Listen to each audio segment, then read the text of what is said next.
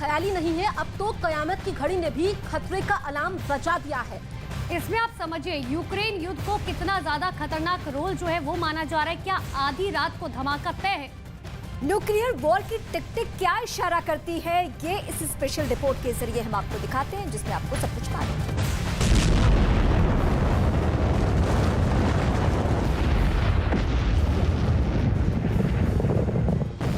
सवाल है, क्या परमाणु युद्ध का टाइम काफी करीब आ गया है?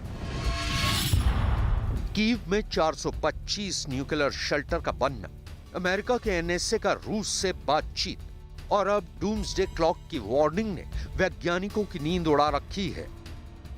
बुलेटिन ऑफ एटॉमिक साइंटिस्ट्स ने एक चेतावनी से भरा लेख प्रकाशित किया है, जिसकी हेडलाइन ही है नो वेयर टू हाइड, यानी छिपने के लिए कोई जगह नहीं। इसमें लिखा है कि कैसे परमाणु युद्ध करीब करीब दुनिया की पूरी आबादी की जान ले लेगा। इस लेख में संपादक फ्रैंकोइस डियाज मॉरिन ने लिखा है, स्पष्ट रूप से यूक्रेन में युद्ध के साथ हम अभी भी चिंतित हैं कि दुनिया परमाणु युद्ध में सो सकती है। फ्रैंकोइस डियाज मॉरिन का इशारा साफ तौर पर कयामत की घड़ी की तरफ है, जो 1947 से काम कर रही है। ये घड़ी बताती है कि दुनिया पर परमाणु हमले की आशंका कितनी अधिक है। इस बार सुई का कांटा 75 साल के इतिहास में सबसे अधिक खतरनाक मुकाम पर बताया गया है। 1953 में अमेरिका और रूस के शीत युद्ध के दौरान भी इसका कांटा आधी रात से 120 सेकंड दूर रखा गया था, लेकिन पहली बार घड़ी का कांटा 120 सेकंड से भी कम होकर 100 सेकंड पर पहुंच गया है।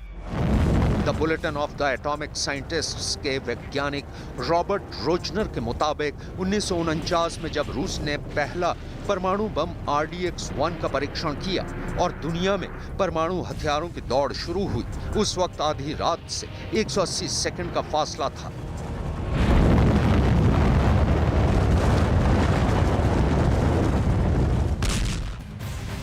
तो सिर्फ रूस यूक्रेन युद्ध ही नहीं, बल्कि दुनिया में कई और ऐसे मोर्चे भी हैं जहां युद्ध को बढ़ाने वाला तनाव अपने चरम पर है। और आशंका ये जाहिर की जा रही है कि पहला परमाणु फ्रंट यूक्रेन युद्ध में खुल सकता है। पुतिन कई बार परमाणु बमों की याद भी दिला चुके हैं।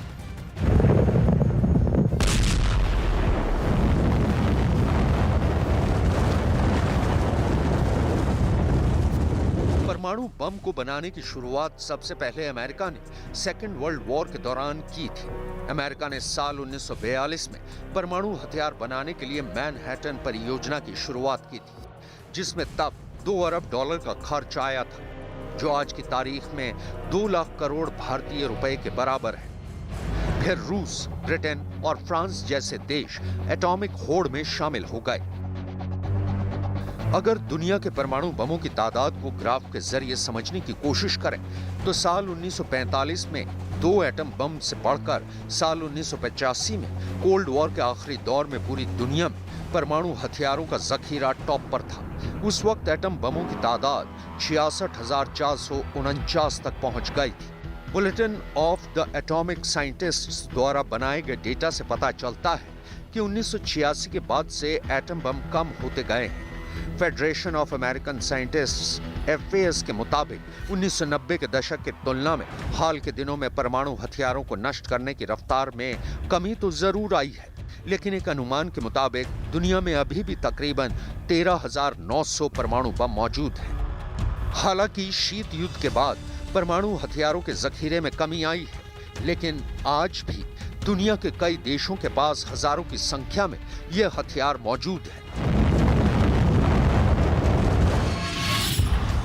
FAS यानी फेडरेशन ऑफ अमेरिकन साइंटिस्ट के मुताबिक 3,600 एटमी हथियार मिसाइलों पर लगाए गए हैं और ये सैन्य बलों के नियंत्रण में है।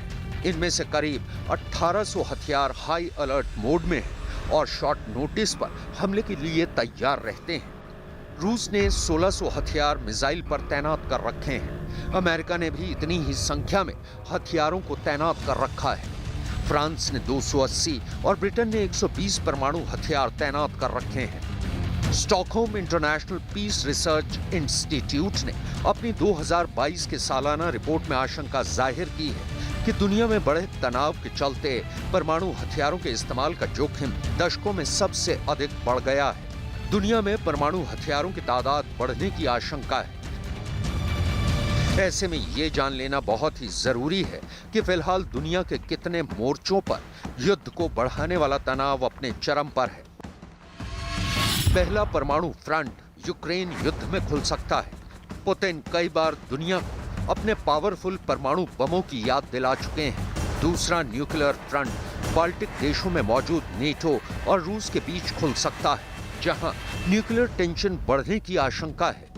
तीसरा मोर्चा उत्तर कोरिया के किम जोंग खोल सकते हैं, जिनकी परमाणु भूख लगातार बढ़ती चली जा रही है, जो दक्षिण कोरिया, जापान समेत अमेरिका तक के लिए परेशानी की बात साबित हो सकती है। चौथा परमाणु मोर्चा चीन खोल सकता है, क्योंकि परमाणु बम का बड़ा जखीरा रखने वाला चीन ताइवान को अपने नक्शे में मिलाने को आतुर है। चीन अगर ताइवान पर हमला करता है तो नौबत परमाणु युद्ध तक की आ सकती है। पांचवा न्यूक्लियर फ्रंट इजराइल और ईरान के बीच खुल सकता है।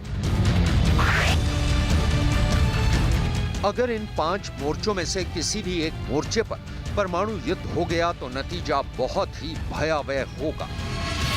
परमाणु युद्ध हुआ तो सीधे तौर पर 2 करोड़ से ज्यादा लोगों की मौत होगी। 2 अरब लोगों को भूखमरी का सामना करना पड़ेगा। दुनिया की आधी ओजोन परत भी खत्म हो जाएगी। धरती का एक बड़ा हिस्सा काले धुएं के आगोश में समा जाएगा। सूरज की रोशनी ठीक से धरती पर नहीं पहुंच पाएगी। दुनिया भर में मॉनसून पर बहुत बुरा असर पड़ेगा।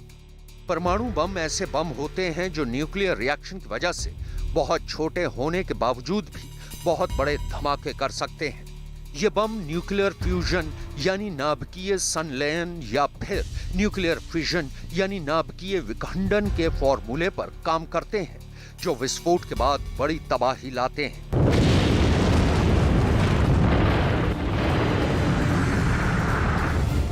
अगर परमाणु बम फटा तो दुनिया की तस्वीर पूरी तरह से बदल जाएगी।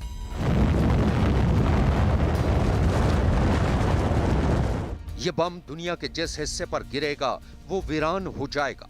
वहां की धरती बंजर हो जाएगी।